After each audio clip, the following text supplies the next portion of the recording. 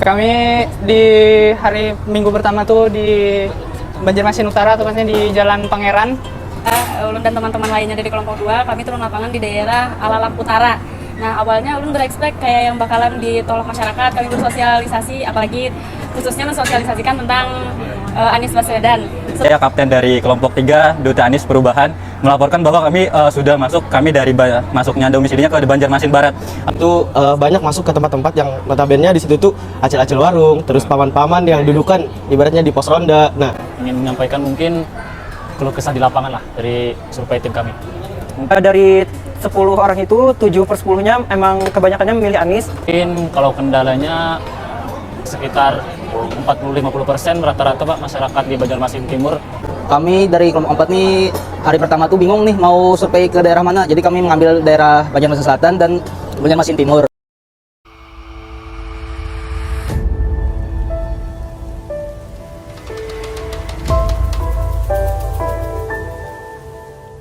Kami di hari Minggu pertama tuh di Banjarmasin Utara, tepatnya di Jalan Pangeran.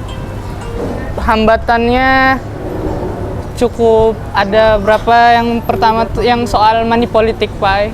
Kami sempat beberapa di tempat tuh, jadi ada lumayan banyak orang gitu yang paham money politik tuh, Pak. Jadi menurut itu cukup terganggu gitu, terhambat gitu, menghalangi untuk data tuh. Lawannya apa lagi, Bang? Terbatasnya kekurangan pengetahuan masyarakat tentang. Nah, soal kan jadi di kami itu yang sempat di Jalan Queen tuh Pangeran Alalak. Jadi di situ bisa dibilang cukup kurang pemahamannya soal politik kayak itu, Pak. Jadi perlu dijelaskan panjang lebar kayak itu berkali-kali, Pak. Tidak langsung meyakinkan. Iya. Betul apa lagi? Kalau untuk apa namanya pilihannya lebih condong kemana? Daerah Kalau condong yang sejauh kita tuh Anies ya, tapi ada aja beberapa orang tuh, mungkin Masih bingung. iya masih bingung kayak itu, yang golput kayak itu. Ya, Bang, tanggapan masyarakat tentang yang kalian bagi-bagi komik sama kalender itu gimana? positif Pak ya, Pak. Ada yang membantu juga, ada yang memberitahu arahannya itu, saran kayak itu biar kedepannya kayak apa lagi supaya bisa lancar kayak itu selebihnya itu. Jadi kayak apa seru lah kegiatan ini buat kalian ini, pengalaman baru. Ilmunya, relasinya cukup banyak yang kami dapat, pengalamannya banyak. Ya lumayan seru lah, Pak. Seru aja.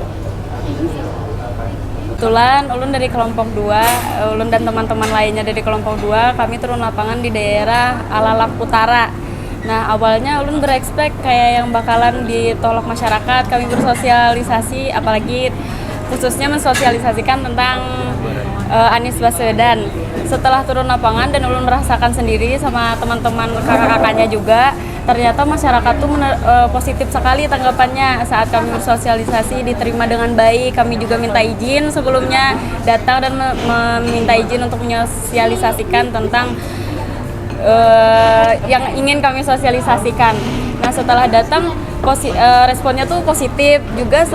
Misalnya ada beberapa ibu-ibu nih di warung sembako atau gimana, terus kami samperin, kami minta izin untuk sosialisasi.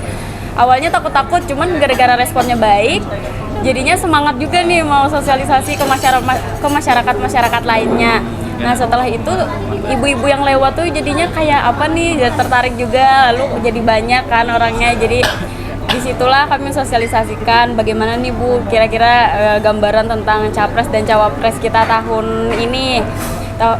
Setelah itu mungkin kebanyakan jawabannya ibu-ibunya kayak yang masih bingung milih yang mana. Kalau ditanya gimana Bu, apakah udah ada gambarannya nih, bingung juga yang mana. Terus kalau ditanyain apa sih keluhannya, tentang keluhannya mungkin tentang masalah bagi sembako, kayak gitu aja sih. Yang lainnya sisanya have fun aja sih, seru. Habis itu yang ini yang akhirnya dengan disosialisasikan itu mereka tuh kemana kira-kira ini? Saat disosialisasikan dijelaskan nih kan, kayak kan ibunya juga kebanyakan Pak kebanyakan yang kayak kurang tahu juga, bingung juga gimana yang mana ya, siapa aja ya calonnya. Terus kan disosialisasikan yang nomor 1 ini, nomor 2 ini, nomor 3 ini. Nah setelah itu boleh tahu nggak gimana Anies Baswedan, terus dijelaskan kan Pak Anies ini begini-begini, begitu ya, baik ya katanya, gitu-gitu responnya. Setelah itu respon ibu-ibunya menerima baik Pak. Baik, saya kapten dari kelompok 3 Duta Anies Perubahan melaporkan bahwa kami sudah masuk, kami dari masuknya domisilinya ke Banjarmasin Barat. Alhamdulillah sudah kalau nggak salah ada 5 RT, dan alhamdulillah kami setiap sosialisasi ke wilayah-wilayah tersebut responnya sangat baik, khususnya dari kami di Tuluk Tiram.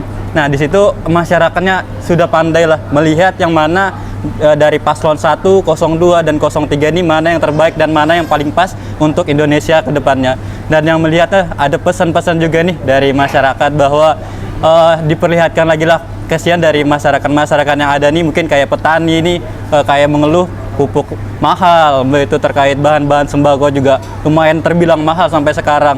Nah yang mana inilah pasti poin-poin yang perlu diperbaiki nantinya, yang perlu di-highlight oleh para calon pemimpin ke depannya, dan Pak Anies tuh mengakomodir terkait itu semua. Dan yang mana golongan atas, golongan bawah, dan ada kan dari Pak Anies tuh mengecilkan ibaratnya menyetarakan dari yang orang atas menuju setara dengan membesarkan orang yang dari kalangan masyarakat miskin ini. Jadi ibaratnya kesetaraan itu perlu di nantinya sebagai cita-cita Indonesia yang lebih baik lagi.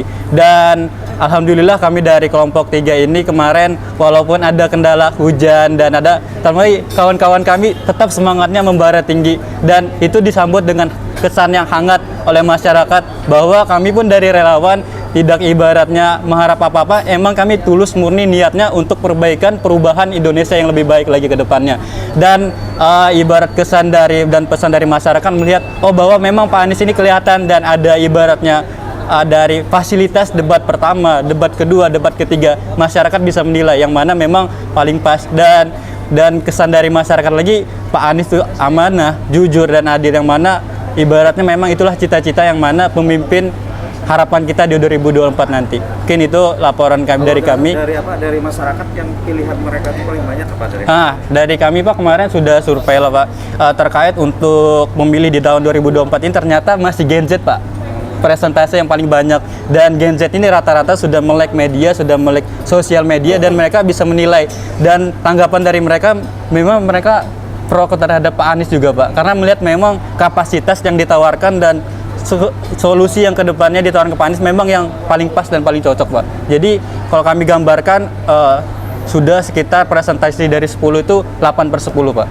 Jadi 2 yang golongan ini masih 1 yang bingung dan 1 masih yang bimbang Pak, karena mungkin melihat belum ada kepastian dari mereka, masih bimbang karena melihat dari mungkin dari dari Pak Anies ini memang sudah bagus, cuman ada ibaratnya Pak masih kayak goncangan-goncangan sedikit Pak. 10 itu 8 Pak. Nah begitu mungkin. Apa menunggu yang 2 tadi, apa menunggu sembako? Nah itu Pak juga Pak. Nah milenial. Nah kemarin tuh Pak kami masuk juga nih ke ibarat baby boomers angkatan yang 50, 60. Nah alhamdulillah Pak, kami kan melihatnya ini daerah pesisir, tapi ternyata mereka sudah pandai, sudah bagus cara melihatnya, ibaratnya kapasitas dari pemimpin yang ditawarkan yang paling baik itu yang mana. Nah cuman yang tadi itu yang disampaikan 2/10-nya itu Pak, ya masih mohon maaf sebenarnya ibaratnya masih yang money politiknya itu Pak, sebenarnya ibaratnya money politik itu kan kurang baik dah, yang mana itu bisa mempengaruhi suara yang jelas-jelas itu kada seberapa tuh. Nah yang mana saran dari kami juga sebagai pemuda, pilihlah memang yang visioner lah pemimpin ke depannya, jangan ibaratnya yang menawarkan hambur-hamburkan uang tuh ibaratnya itu kurang baik untuk kita ke depannya. Nah itu mungkin, dan kami sedikit mengedukasi juga Pak kepada ibu-ibunya kemarin, dan alhamdulillah mungkin nanti ibu pertimbangkan lagi.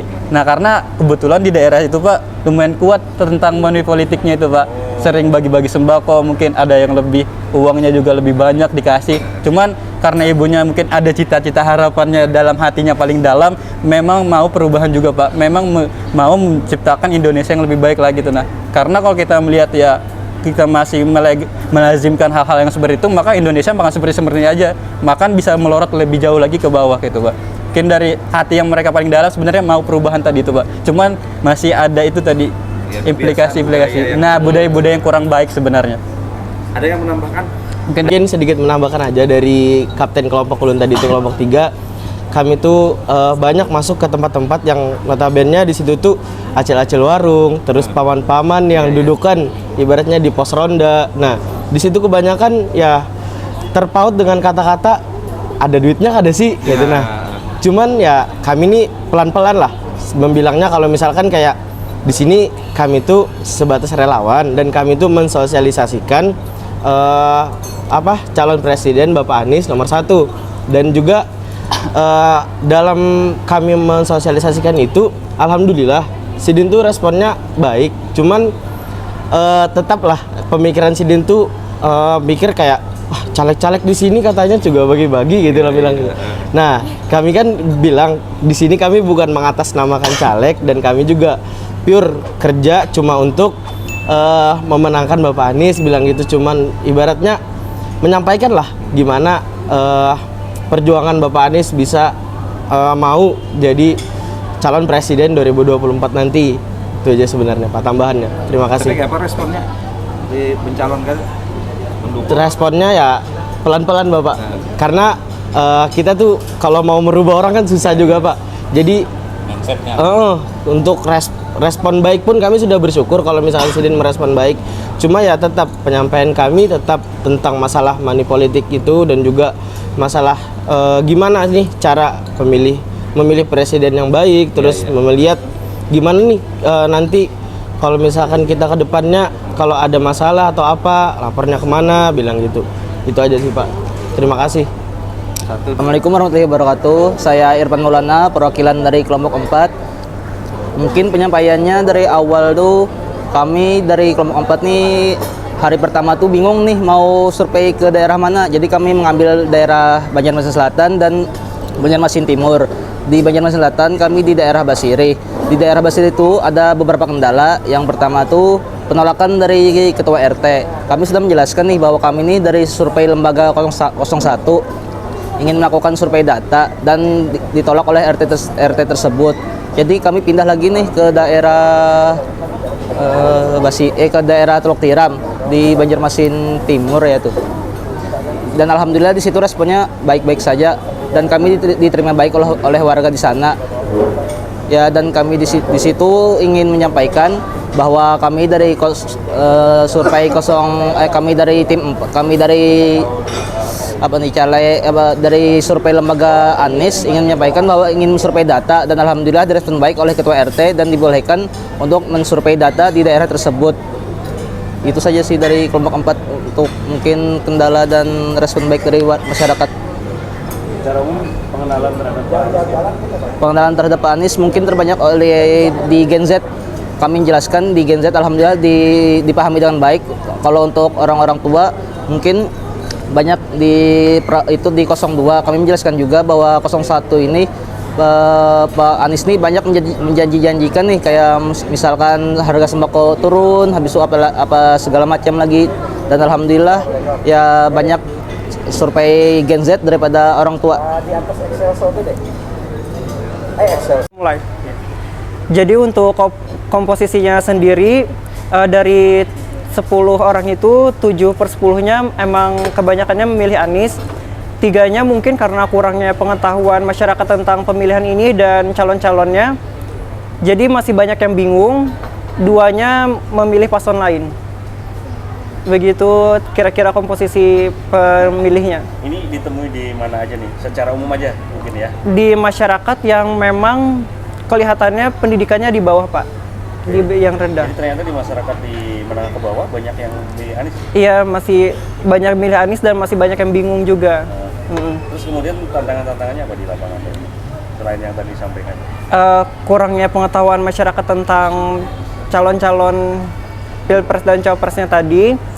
Kemudian adanya terbangunnya mindset masyarakat kalau nggak ada duit nggak mau milih gitu. Buat apa mereka milih kalau nggak ada duitnya? Jadi itu juga kami beritahukan di masyarakat kalau hal seperti itu perbuatan yang salah gitu. Kalau duit itu tidak benar gitu.